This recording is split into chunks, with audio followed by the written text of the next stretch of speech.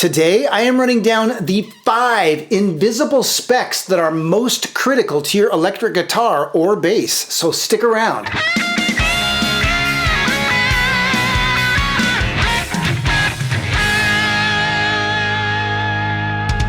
Hey everybody, it is Aaron at Warmoth, and every now and then in my guitar travels, I come across somebody who has a burning question. And that burning question is, why would I build a guitar from parts? Why would I go through all that trouble when I can go to Guitar Center and get an off-the-shelf guitar that looks exactly the same for the same amount of money or sometimes less? And I'm always happy to answer that question, because what they fail to realize is that even though the two guitars may look the same, there are specs that are invisible that matter a lot. And what I mean by invisible is that you can't see them. You know, you look at a photograph, you compare two photographs, or you even see two guitars in person, and you can't see these on casual observation. But they make a massive difference in the playability of the guitar. And it answers the question, why would I build one that looks exactly the same? Well, because these invisible specs matter a lot. So today I'm going to run them down, starting with number 5, nut material. String nuts can be cut from a pretty wide range of material, and some of them you can identify, you know, at a casual glance, like brass, for example. But most of the time, string nuts are either black or white, and you can't tell what the material is just by looking at it. It could be bone, it could be plastic, it could be corian, it could be something like Graphtec tusk. But you can't know just by looking at it. I myself prefer Graphtec tusk, even over bone, because it's slipperier. It doesn't have soft spots in it like bone can sometimes have, and most of all because bone stinks something awful when you work it and cut it and sand it, and tusk does not. But that's just my preference. Yours could be something else. And so it matters to get the kind of nut material that you want. Number 4, fretboard radius. And fretboard radius can range anywhere from like a very round feeling vintage style 7 1/4 inch all the way up to like a very flat modern 16 inch. Sometimes it can go even higher than that. And so there's a whole range of radii in between those two extremes.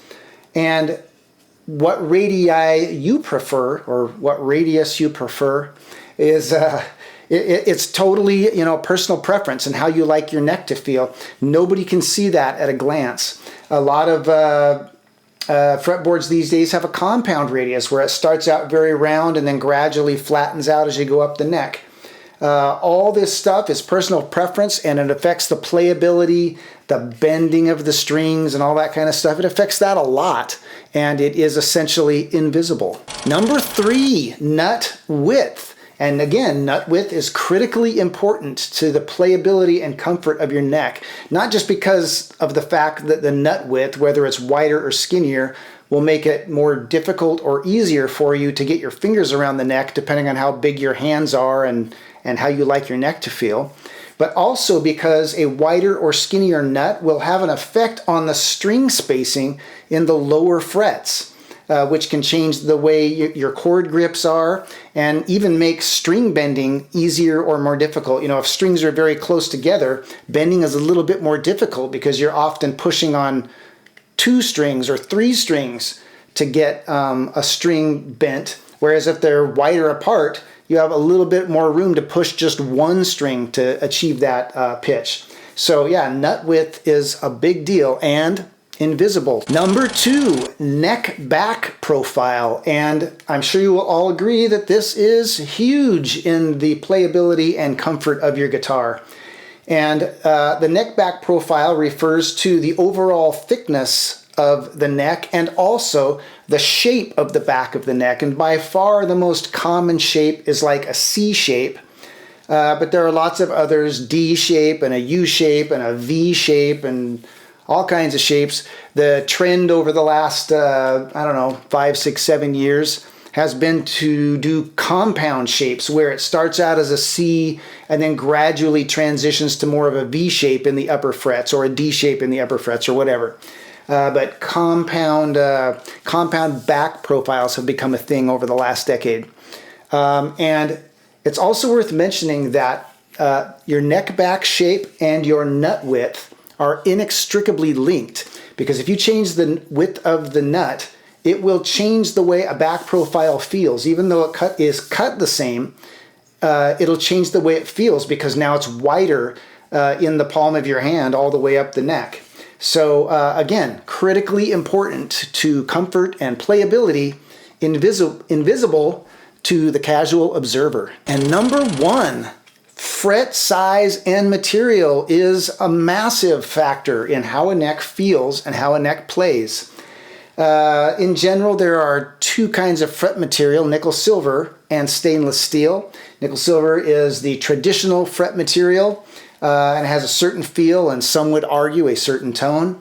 Stainless steel is more modern and definitely has a more slippery feel. Bends are I would say a lot smoother, and they last forever. Stainless steel frets will outlast nickel silver by, who knows how many, who knows by how much. I've never worn out any of my stainless steel frets. And nickel silver frets will last me, 5 years before I have to take evasive action. So there's that. There's also the size and shape. So not just the material that they're made out of, but also the size and shape, how high they are and how wide they are. And that can range from very low and small and sometimes even almost flat to very to like a jumbo fret that is very tall and very wide. I personally like stainless steel frets. That's my preference. And I like a medium jumbo. I like 6150. But again, the material that you like and the fret size that you like is purely up to your preference and your playing style. But to any casual observer, you can't tell what kind of frets they have just by seeing a photo online. And that is it. Those are my top 5 invisible specs that are critical in how your guitar feels and plays. And as I'm sure you noticed, they all have to do with the neck. So I hope that answers the question, why would I build a guitar that looks essentially identical to one that I can buy in a store? It's because looks can be deceiving. All those critical things that have to do with the neck and how it feels are invisible to the naked eye. Anyway, if you have any questions about any of that stuff, neck back profiles, fret size and material, fretboard radii, what were the other ones? Oh yeah, nut material and nut width.